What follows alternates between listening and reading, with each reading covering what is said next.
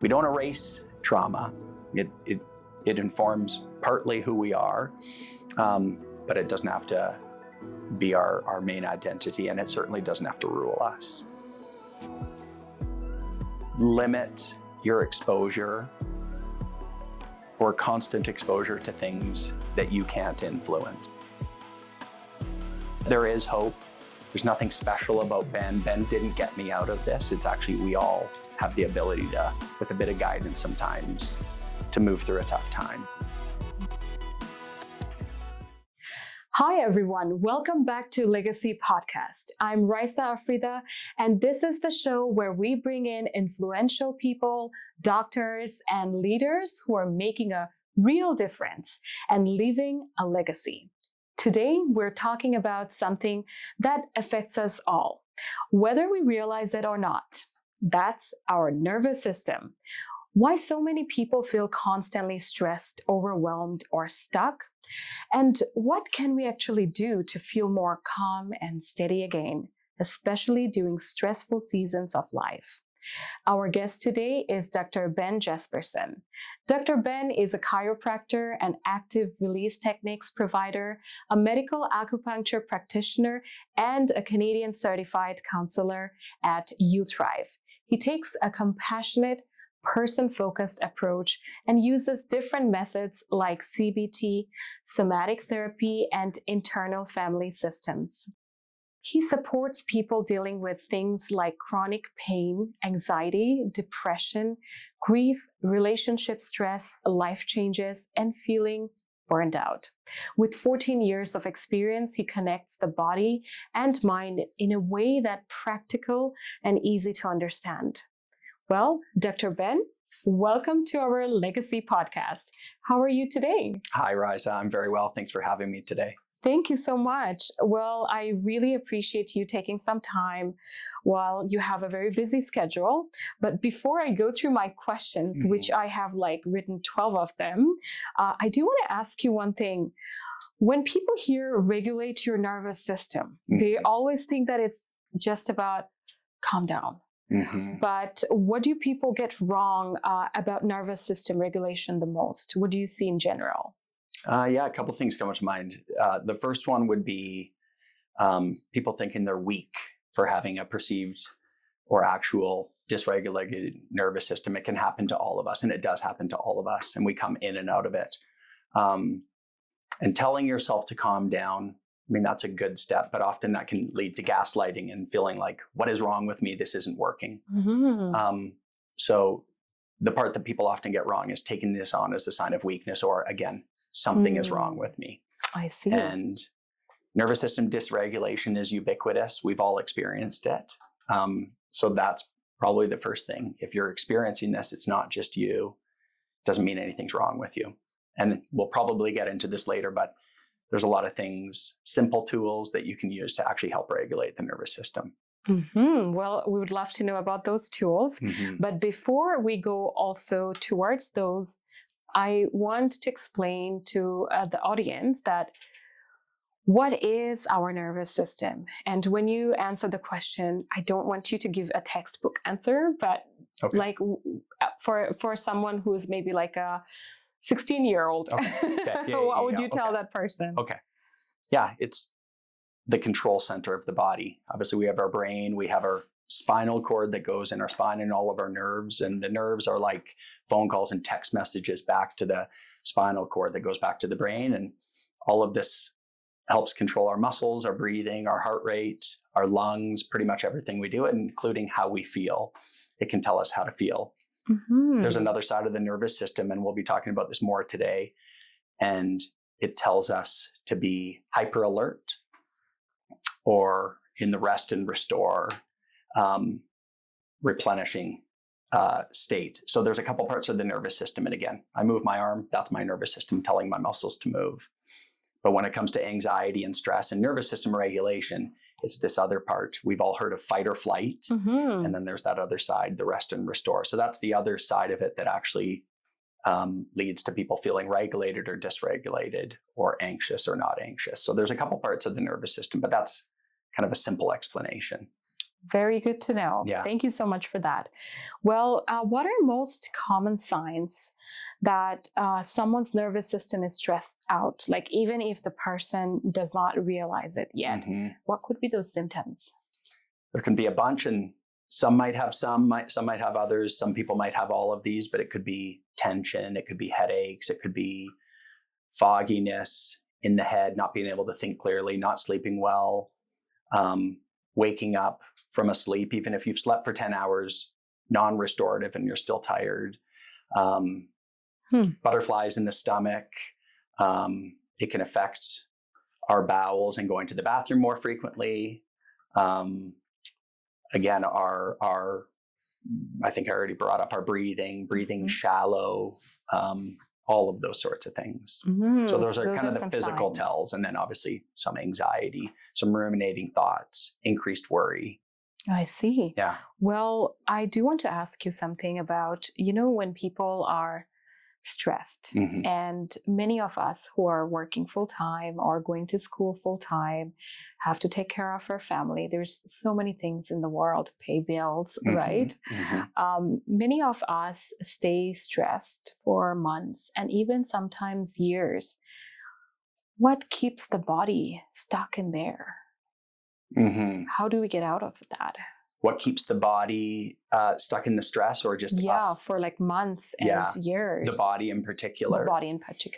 I would say, so we started talking about this side of our nervous system. I won't bore you, but quickly I'll call it the autonomic nervous system.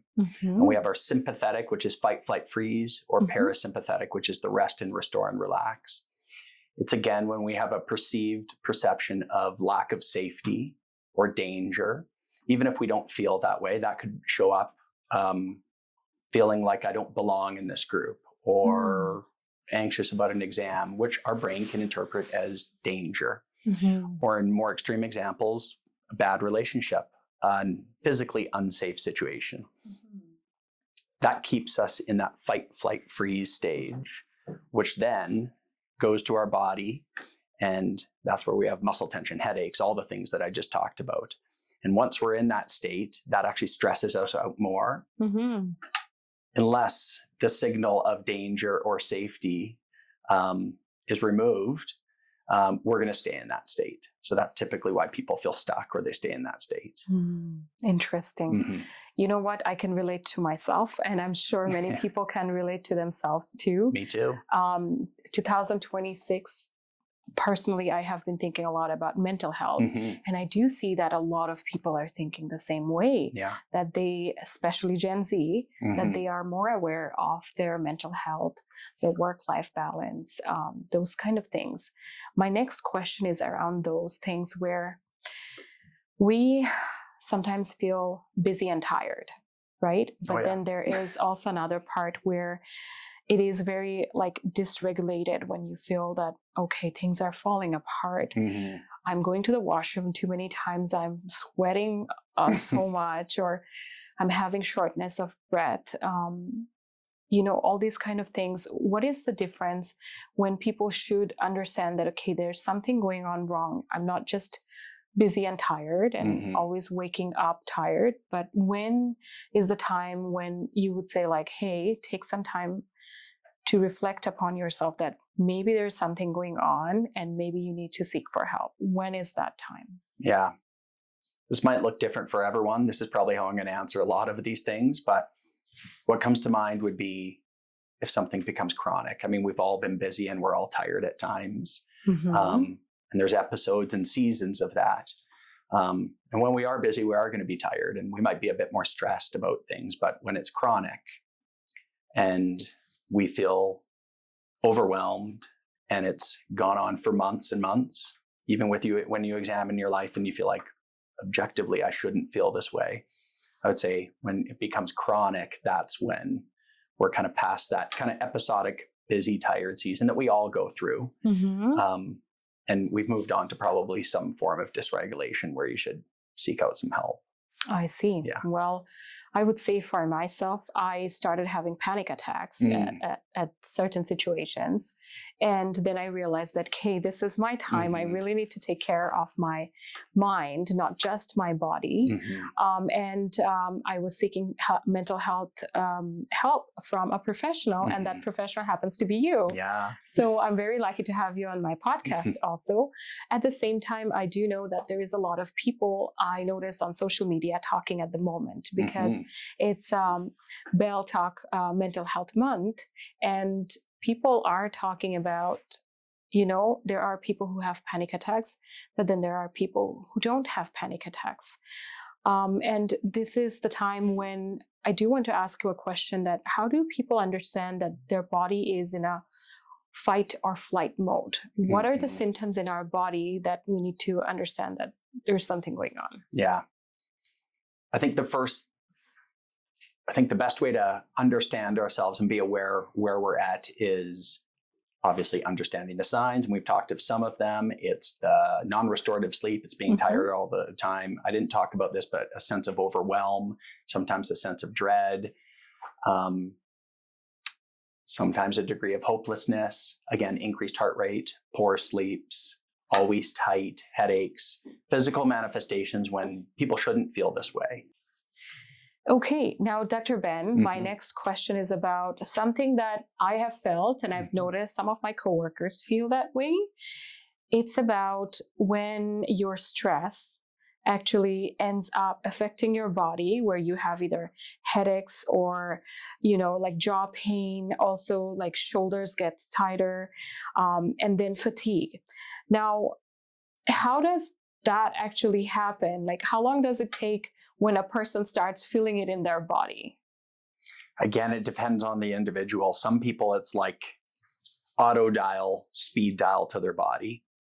They take on stress, and it's the speed dial to parts of their body. I mean, I think we've all experienced tension in our shoulders when perhaps it shouldn't be there. Or for some people, it's a headache. Some people, it is gut stuff. Some people, it might manifest physically very quickly. It's like we have these neural pathways that are very well traveled for some people, so it can happen very quickly. For others, it might take months, even years. There's always some tells, though, like our heart rate. Sometimes we have a hard time getting a deep breath. Fatigue is a common one, but it's really different for everyone. Some people don't experience much physical pain, or they're just not in tune with their bodies. But the more aware we are, the more aware we are of our state, kind of checking in with ourselves, we can establish a baseline for how we should feel when we're regulated, so that when we're on the other side of that, we can reflect and we can say, okay, I need to do something about this. But yeah, how it shows up in the body is different for everyone. Yeah. Well, thank you so much for explaining that. Now, I do want to ask you about some solutions. We talked about what are the symptoms of, okay, there's something going on that's wrong, or your body needs help, or your mind needs help. So if you were to give 3 tips to people about when they feel very overwhelmed, what to do and how they can feel less stressed or overwhelmed, what would be those 3 easy tips that people can do, maybe like right now in the middle of a work day? Like real time. Okay. Yeah. Well, I might give 4, but 3, I'll give 3 that you can do almost anywhere. So the first one, I always encourage a form of journaling, and obviously you're likely not going to do this at work, but just a brain dump. There's something about a brain dump that psychologically is very good for us, and it's also informative. It gives us information about something that we're stressed about. Write it down. Write it down. There's no rules. You just dump it down there. You don't curate it. No one has to read it. You don't even have to read it again. You can crumple it up and throw it away. Psychologically, it's very helpful. These other ones, they're like hacks for the brain, and I really like these because they don't require any psychological work. So the first one, and this is the easiest to do anywhere without looking strange, it's deep diaphragmatic breathing. Most of us adults do not let our stomach come in and out. I know I don't love doing that. I like sucking things in.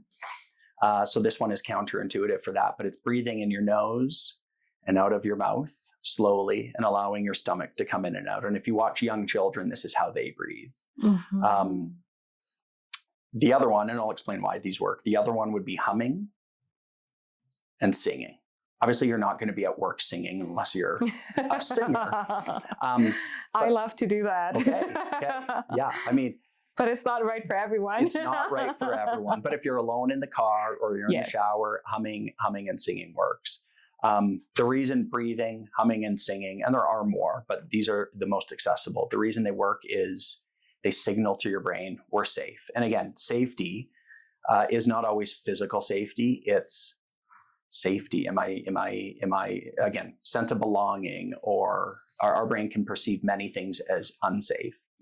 So when we're humming and we're singing and we're breathing deeply with our diaphragm, our brain gets the signal, we're safe. If we're in a back alley, I've probably told you this in therapy, but if we're in a back alley and someone's coming towards us with a knife, we're certainly not humming or singing. We're not taking nice deep breaths. We're going into that fight or flight. And that's when we want to be there. It's to take action. This actually brings us to that rest and restore side that I talked about earlier. So it signals to the brain, we're safe and we're okay. If there's deeper psychological problems or profound stress is going on, it's not like this takes care of all of those, but it regulates our nervous system so that we can actually cope better in that moment. And especially in the face of a panic attack, they're incredibly accessible and useful tools. Okay, well, that's very good to know. Well, I have been actually practicing some of those, and it's been really helping me. Good. So I want to tell all of our listeners and viewers that give it a try, right? And I also think sometimes it's better, like what I have recently practiced, that disconnect from all the gadgets. That's right. Take a break. Even when I was going through my back pain or something, you say, like make sure you're standing up from your desk at least once an hour and taking just a few minutes break. And that really helps out. Good point. I also think that these days we're so connected with our phones that maybe taking a break from our phones can help, right? Yeah. What do you think about that? Yeah, I'm a big fan of it. Our phones, again, stimulate our nervous system. They also connect us to loved ones and the world, but they also bring a lot of news and a lot of bad news. We don't want to completely unplug and not be aware of anything. But yeah, I think it's very, very, very helpful to get in the habit of pulling away and having periods where you're not even tempted to use your phone. Well, now my next question is about someone who has gone through trauma. Some of us, we went through trauma, or maybe something unfortunate happened to that person when the person was very young. And do you think that people start learning to live with trauma? And when is the time, like, how do they ask for help? Because they have been just living with it for a long time, right? So how do they get out of it, and how do they seek help? What do you want to tell them right now? Yeah, I would say, living with trauma that affects your life, especially if you haven't processed it, is challenging. Your nervous system, this perception of safety and danger, the perception of that's going to be different. The speed dial to this fight or flight part of your nervous system is going to be really well traveled. So I'd say it's tough to do therapy. It's tough to unpack trauma, but I would say it's worthwhile and it does work. So I would definitely encourage that. You do not have to stay in the state. These things, we don't erase trauma. It informs partly who we are, but it doesn't have to be our main identity, and it certainly doesn't have to rule us. So yeah, I would say for anyone who has experienced trauma or is in trauma now, there is hope. And I would say therapy would be a great option, but also just start by checking in with your nervous system. Do a brain dump, start dumping stuff down on a piece of paper, regulate your nervous system. If you're safe now and you weren't then, tell yourself that while you're taking a deep breath in, humming or singing. That's so true. Well, I do want to ask you one more thing that before, when we were chatting, you said that I asked you that what is the trend that you see right now among all the patients that come to you for mental health reason, and you say that the world is really horrible, everything is going bad, right? So can you tell me a little bit about that what's people's perception and how people can combat with that? Yeah, many people's perception, and I'm hearing this now more than ever, is everything is bad. Everything is bad. We're on a burning earth, right? We got to get to Mars or we're doomed. People don't care about each other anymore. It's every man for himself or herself. Financially, things are tougher, and many of these things are real. The world seems more tumultuous. So I'm seeing this trend of, creeping towards hopelessness. I look at common humanity. I have the luxury of meeting with individuals like yourself and meeting wonderful people. And many people have this stress. Again, I have the luxury of seeing most people are good and most people want to be connected. This loops back the cell phone thing, maybe, that connects us, but also disconnects us at the same time. So there's a lot of things coming at people, but yeah, the trend is things are not good and they're going to get worse, where I would encourage, limit your exposure or constant exposure to things that you can't influence. It's important to be informed about what's going on. I do believe that. But to a degree, control what you can. Make the world better in your inner circle and moving out, within your ecosystem and wherever you can control and contribute that way. Because this also leads to a feeling of not just hopelessness, but helplessness. I can't do anything, but we can always do something to make the world better. Absolutely. And that's why I believe in that we are all one. Whenever I see something, when someone hurts me or does something wrong, rather than thinking that they did it to me, I think like, how can I empower us? Rather than just pointing the finger. And it takes a lot to think that way. It does. It's a very selfless way of thinking about problems, but definitely we all should try.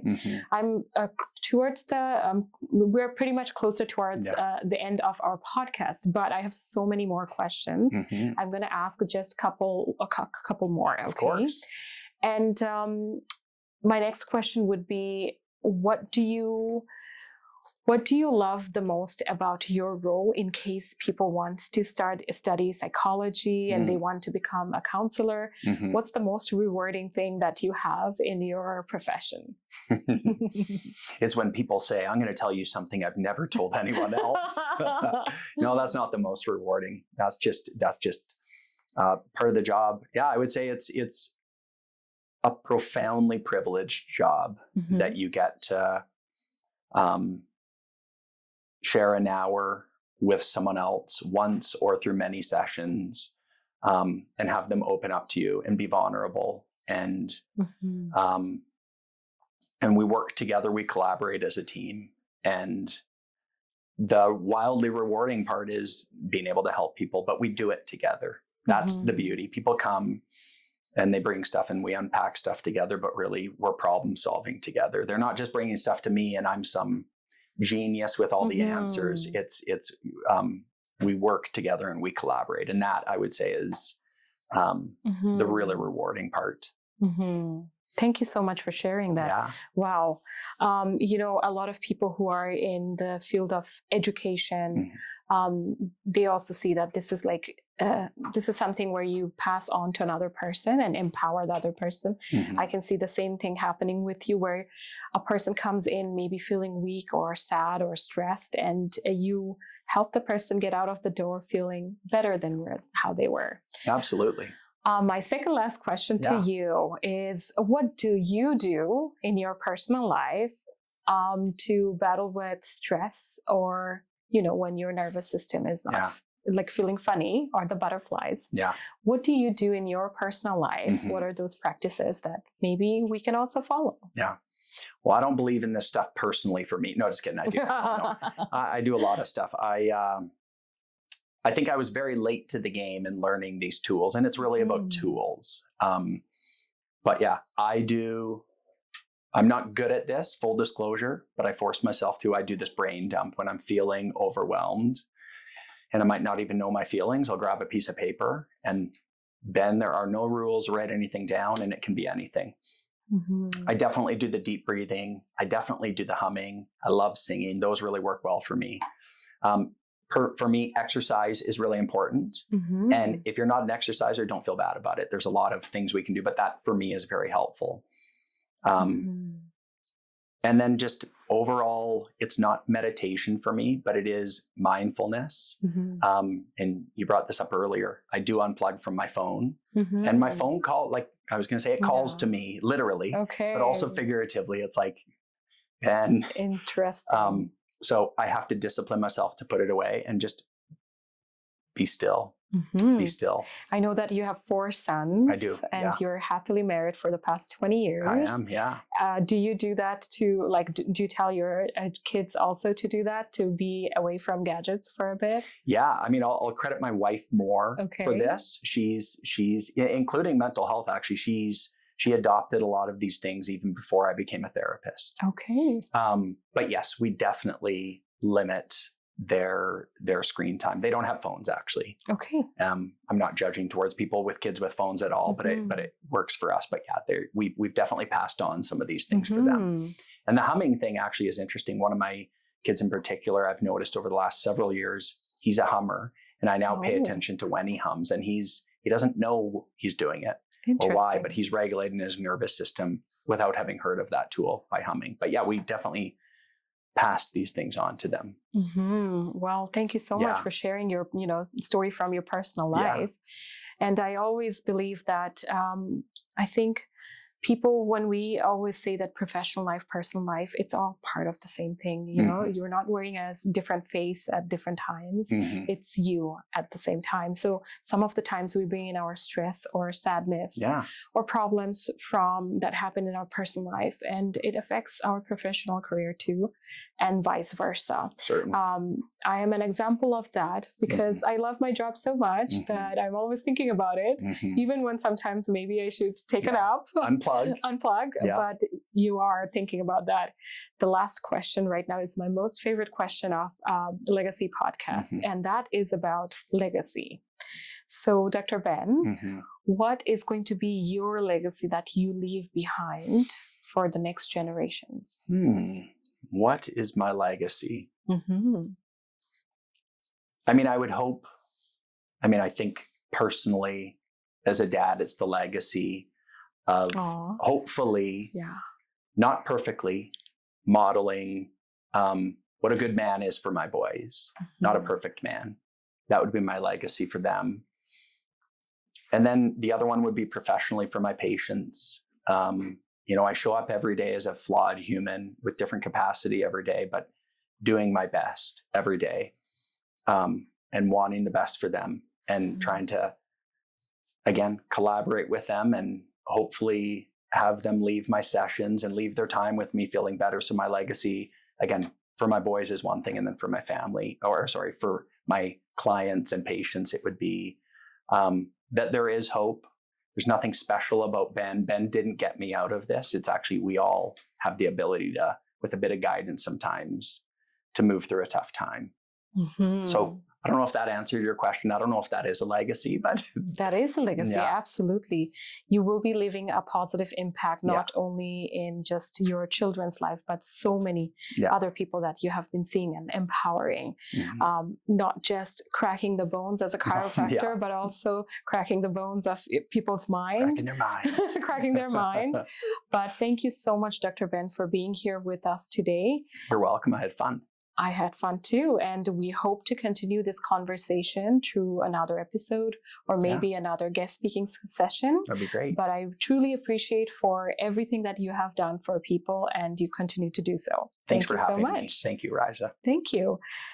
Hello, everyone. You have watched an amazing episode with Dr. Ben right now. So if you have any question for him, feel free to look him up on internet, which is Dr. Ben Jespersen. And if you want to check out UTHRIVE, where he works, it is UTHRIVE.ca. Look up Dr. Ben Jespersen at UTHRIVE. And if you really enjoyed or somehow benefited from our episode today, if you have listened to his the extra one for tips of how to help your stress, then feel free to hit the like button. Please do subscribe, and we hope to see you again in our next episode of Legacy Podcast. Till then, make sure to take care of your health and your mind, because that's one thing. Thank you. Bye-bye.